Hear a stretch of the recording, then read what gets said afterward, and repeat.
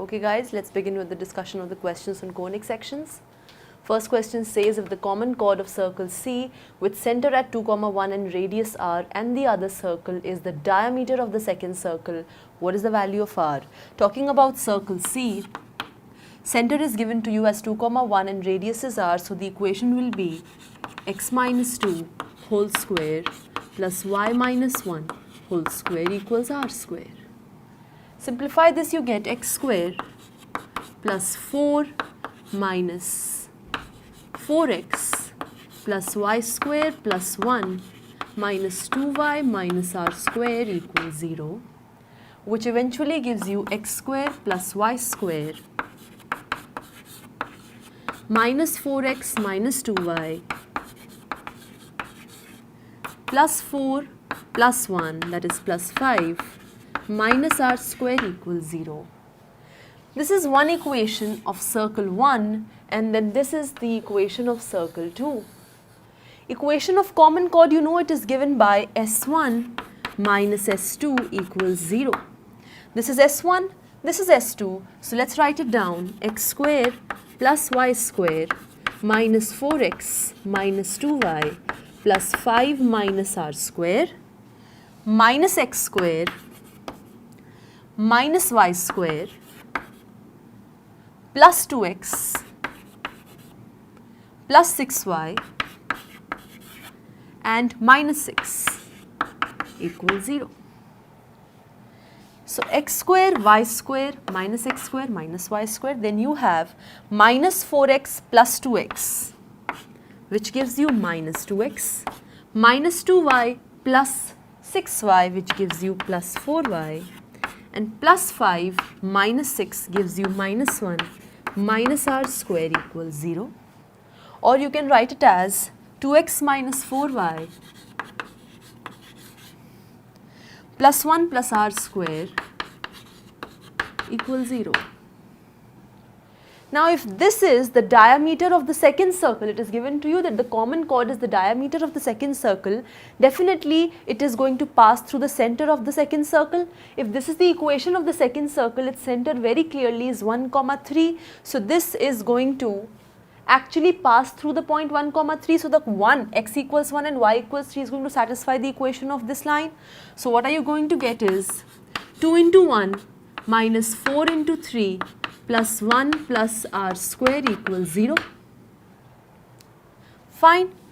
This gives you 2 minus 12, that is minus 10 plus 1 plus r square equals 0, or r square equals 9. Minus 10 plus 1 is minus 9, r square equals 9. R is coming out to be definitely 3. So the value of r in here is 3. Clear? Moving on to the next question, we have length of the intercept made by any circle on the coordinate axis are equal if the center lies on which line? Okay, so if directly it is evident to you that I am talking about the length of the x-intercept and the y-intercept, you know that length of x-intercept is given by what? If I am talking about the general circle, x square plus y square plus 2gx plus 2fy plus c equals 0. In that case, what is the length of the x-intercept? It is twice of under root g square minus c. We've done it, right? What is the length of the y-intercept? It is given by twice of under root f square minus c. If these both are given to be equal, you basically are getting g square equals f square, or I can say minus g whole square equals minus f whole square.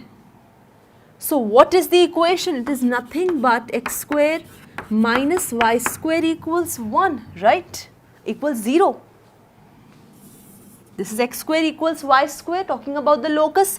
X square minus y square equals 0, or x square equals y square, you can say. So x square minus y square equals 0 actually happens to be my equation. Moving to the next one, we have circles touching x-axis at a distance of 3 from the origin and having intercept of length 2 root 7 on the y-axis. So the situation basically is that the circle is there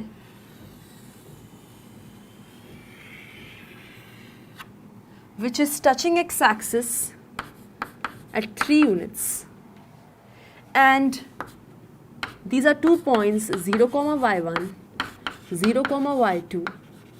Clearly the y-intercept is given as 2√7.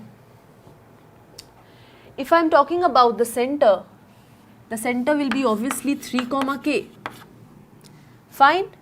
Now, if this is 3, k is the center, the equation of this circle is x minus 3 whole square plus y minus k whole square equals mod k whole square.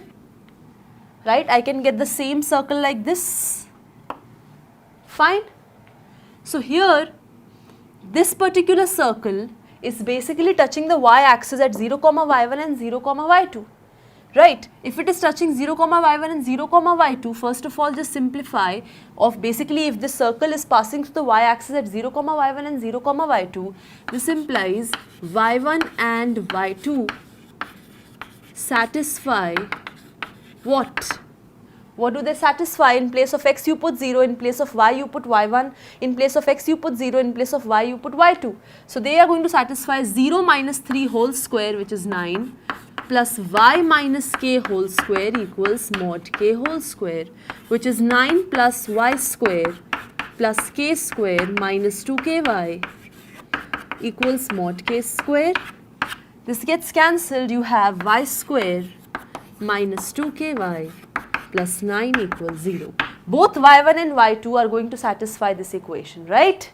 The moment I am saying y1 and y2 are going to satisfy this equation, that means they are the roots of this equation, right? Therefore, sum of the roots is minus b by a, which is 2k, and product of the roots is c by a, that is 9. Now, you are given the intercept is 2√7. That means mod of y1 minus y2 is 2√7. When you square it, you can alternatively write this as y1 plus y2 whole square minus 4y1 y2. This is given as 2√7. This whole square equals y1 plus y2 is 2k whole square, which is 4k square minus 4 into 9, because y1 into y2 is 9. Now this gives you 28 equals 4 common k square minus 9, or you get k square minus 9 equals 7, or k square equals 16, or k equals plus minus 4. When you put k equals plus minus 4 in here, the equation of these circles which are at a distance of 3 from the origin and have intercept of 2√7 on the y-axis is actually given by this and this. You can just put k equals 4 and minus 4, expand this up, and you are going to get the equations as A and as C. Moving on to the next one, we have, what is it? So there is a circle given to you and a parabola y square equals 4√5x. So 4ax, the standard form, a is given to you as √5. Talking about tangent is what they are doing. I am saying an equation of a common tangent to this curve is this. Okay, so here parabola is given, circle is given, talking about a common tangent. Now see, if I am talking about the parabola 4ax, so this is A. Its tangent's equation is given by what? Y equals mx plus A by m. This is the equation of tangent to the parabola. If the same line has to be the tangent to the given circle as well, that means what should happen is, now this is the circle which is basically passing through origin. Right, so center is not passing through origin, but this is a circle which has center as the origin. So if I want this line to be the tangent to this circle, what should happen? The condition is for this line to be the tangent to this circle, the perpendicular distance of the center from this line should be equal to the radius of the circle, which is what? √5 by √2, because you can write this as x square plus y square equals √5 by √2 whole square, right? And therefore, for this line to be a tangent to the circle x square plus y square equals root 5 by root 2 whole square.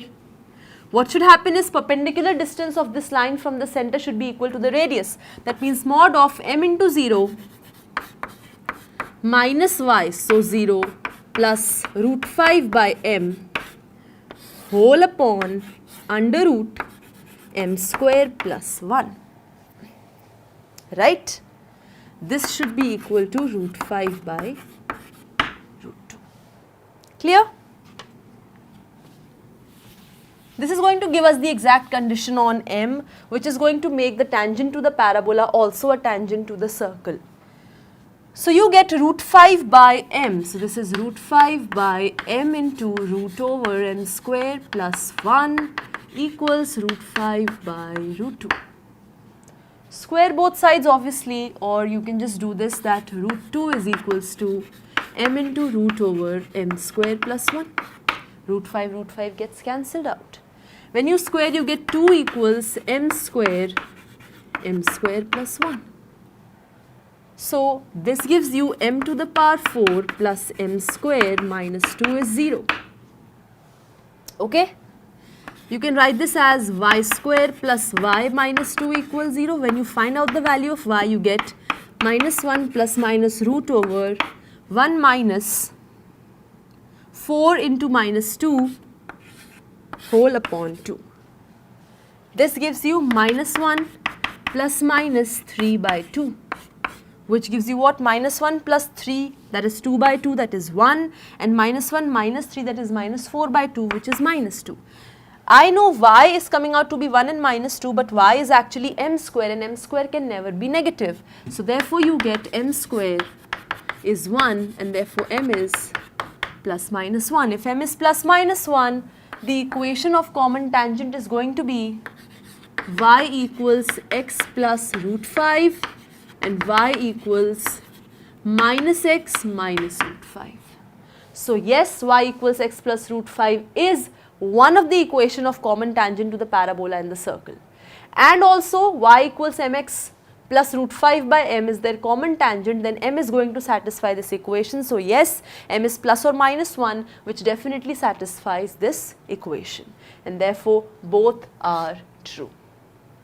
Moving to the next question, we have, I am saying let P be this parabola y square equals 2x. If three distinct normals of P pass through h comma 0, then h is greater than 1.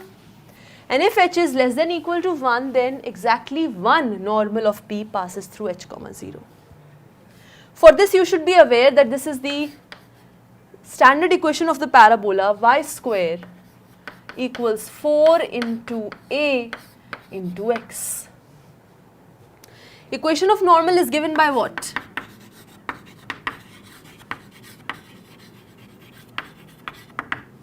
Y equals mx minus 2am minus am cube. A is what? M you don't know. Okay, so A is what? Mx minus 2 into A is 1 by 2. So this is just m minus 1 by 2 m cube. Now this normal is actually normal at the point h comma 0. So y is 0 and x is h. So mh minus m cube by 2. This gives you 2mh minus 2m minus m cube equals 0. Or rather you can say m cube plus or m cube minus 2mh plus 2m equals 0. Now if you simplify this, what you get is m cube, or let me just take out m common, you have m square minus 2h plus 2 equals 0. M is common. So you get m square minus 2h plus 2 equals 0. So here this becomes m square minus 2 h minus 1 equals 0.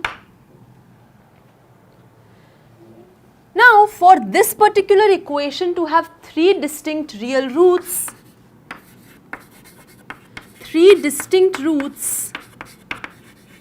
obviously h minus 1 has to be positive, that is h has to be greater than 1, and this has 3 distinct roots, means there are 3 distinct slopes of which normals are occurring. So I can say yes, 3 distinct normals are going to occur when h is greater than 1. This is true. And only one root is going to occur if h is less than equal to 1. That means exactly one normal is going to occur which is going to pass through h comma 0 if h is less than equal to 1. So this is also true, and therefore both these statements are again true. Moving on to the next question, we have, if the line with the equation x plus y equals 6 is normal to the parabola y square equals 8x at the point a comma b, then mod of a minus b is equal to what? So see, a comma b is a line, a comma b is a point which is satisfying the equation of the line as well as the parabola. So you get a plus b equals 6, and you also get b square equals 8a, right? A is nothing but 6 minus b, so you get b square equals 8 of 6 minus b. This gives you b square equals 48 minus 8b, or b square plus 8b minus 48 equals 0. How can you break this up?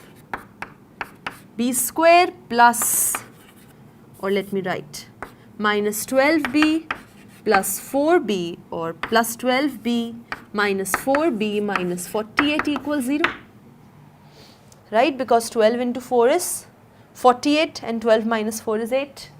So you get b plus 12 minus 4, b plus 12.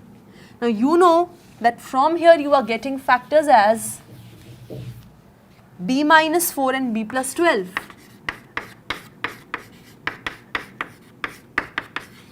This is not possible, b cannot be negative. You get b coming out to be 4. If b is 4, a is going to come out to be 6 minus 4, that is 2. And therefore mod of a minus b very clearly is the integer 2. So 2 is the integer which is equal to mod of a minus b. Let's move on to the next question. We have, if this represents an ellipse but not a circle, then possible values of t are what? Let's see. So they are strictly saying this is not representing a circle, this is representing an ellipse. For this to represent an ellipse, I want this expression to be greater than 0, I want this expression to be greater than 0, and I want these two expressions to be not equal to each other. So first of all, I want t square minus 5t plus 6 to be greater than 0, which is t square minus 2t minus 3t plus 6 is greater than 0, right, which is t minus 2 minus 3, t minus 2 is greater than 0, that is t minus 2 into t minus 3 is greater than 0. Now when I am talking about what are the values of t which are going to satisfy this very inequation of mine, how do I proceed? This is 2, this is 3, right? If I talk about numbers less than 2, for this they are obviously less than 3 as well, so this is negative, so this is positive, then this is negative, this is positive, so t should belong to minus infinity to 2 union 3 to infinity. Second condition is that the next denominator should be positive. 5 minus 4t minus t square. 5 minus 4t minus t square should be positive, or if you take out minus sign common, t square plus 4t minus 5 should be negative, right? This happens to give you t square minus 5t minus t minus 5 is less than 0, like this. So this becomes t plus 5 minus 1, t plus 5 is less than 0, so this is t minus 1, t plus 5 is less than 0. Again try to look at this, this is minus 5 and this is 1, right? Over here you are going to see, here you are getting positive, negative and then positive. So your t is belonging to minus 5 comma 1. Also, when I am talking about the third condition, That is, these two should be unequal. Basically, third condition that these two should be unequal is implying a very simple thing, that is t square minus 5t plus 6 is not equal to 5 minus 4t minus t square. This is just implying that t is not supposed to be an imaginary number, it definitely has to be a real number. So when you combine all the three situations together, you basically get the intersection to be minus 5 to 1 open interval. And when I am saying that t should belong to minus 5 to 1 open interval so that it satisfies first condition, it satisfies also the second condition and satisfies the third condition. In that case, I can say that is my answer, and you can see very clearly that all the four values are following the very interval minus 5 comma 1 open interval. So A is correct, B is correct, C is correct, and D is correct. Fine. So quickly note all this down and then we are going to move ahead with the next question. Okay guys, let's look at the next question now. We have let f be a strictly decreasing function defined on R such that fx is strictly greater than 0. Suppose this holds, this equation basically which is holding is representing an ellipse with major axis along the y-axis, then value of a can lie in which interval or intervals. Now over here fx is greater than 0. For this equation to represent an ellipse, you know that denominator of x square should be less than denominator of y square. So you should basically have f of a square plus 5a plus 3 should be less than f of 3a plus 15. But because f is a strictly decreasing function, x is greater than y implies fx is less than f of y. So fx is less than f of y, that means a square plus 5a plus 3 is greater than 3a plus 15, which is a square plus 5a minus 3a plus 3 minus 15. This is positive, right? So you get a square, this becomes 5a minus 3a is 2a. Now from here you get a square plus 2a minus 12 is greater than 0. Why? Because a square plus 5a plus 3 was here and here it is 3a plus 15. So you a square remains the same, 5a minus 3a gives you 2a and 3 minus 15 gives you minus 12. So from here, how are you going to proceed further to actually eventually get the value of a is what the task is. The moment a is obtained, we are going to obtain the interval as well in which it belongs, and hence we are going to conclude the result. So quickly try to understand how do you basically get the value of a to get to the answer. So deal with this and then we are going to move ahead with the steps ahead. So guys, in here the very question basically which is going to talk about determination of the interval in which a belongs basically is what is trying to say. Here you can just make this to be 7a and not 5a. You eventually have x square upon f of a square plus 7a plus 3 plus y square upon f of 3a plus 15, that's the correct thing. And over here therefore what do you have? The correct form is a square plus 7a plus 3 is less than f of 3a plus 15 as f is strictly decreasing. So this becomes a square plus a plus 3 greater than 3a plus 15, which is what? This becomes a square plus 7a minus 3a, which is 4a, plus 3 minus 15, which is minus 12. Now you can very easily break the term, break the middle term. What would that be? A square plus 6a minus 2a minus 12 is greater than 0, right? So this becomes a plus 6 minus 2, a plus 6 is greater than 0, right? So this becomes a minus 2 and a plus 6 is greater than 0. When on the real line you try to plot this, what do you obtain? You have this over here is minus 6 and somewhere here is 2. You can very easily see if from here you are going to pick up numbers, this will be positive because this will be negative into negative positive. Again from here negative into negative positive, here it will be negative. So your answer is minus infinity to minus 6 union 2 to infinity. So the interval is minus infinity to minus 6 and 2 to infinity. Clear? Moving on to the next question, we have the equation of a tangent to the hyperbola 3x square minus y square equals 3 parallel to the line y equals 2x plus 4 is what? Now this is what hyperbola? You can take 3 in the denominator, you just can say x square upon 1 square minus y square upon root 3 square equals 1. How is the equation of tangent to this hyperbola given?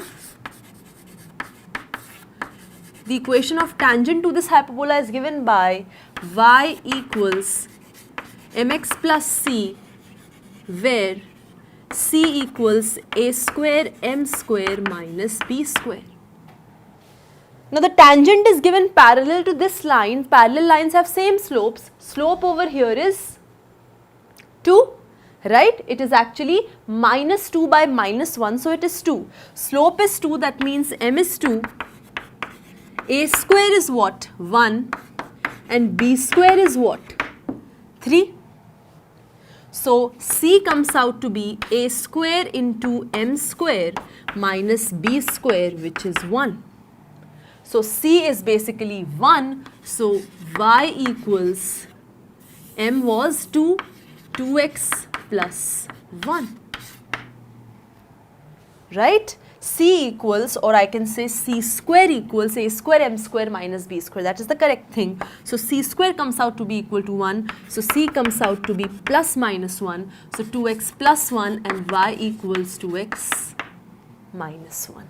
So your answer is y equals 2x plus 1 and y equals 2x minus 1. Now next we have, let E1 be the eccentricity. So the question is basically talking about the eccentricity of hyperbola and the ellipse. So what is given to you is regarding the eccentricities of hyperbola and the ellipse. What is this?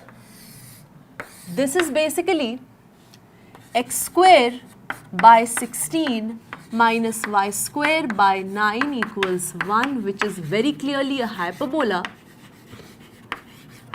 Its eccentricity, let us take it as E1. So E1 square equals 1 plus b square by a square, which is 1 plus 9 by 16, which is 25 by 16, and therefore E1 is actually 5 by 4.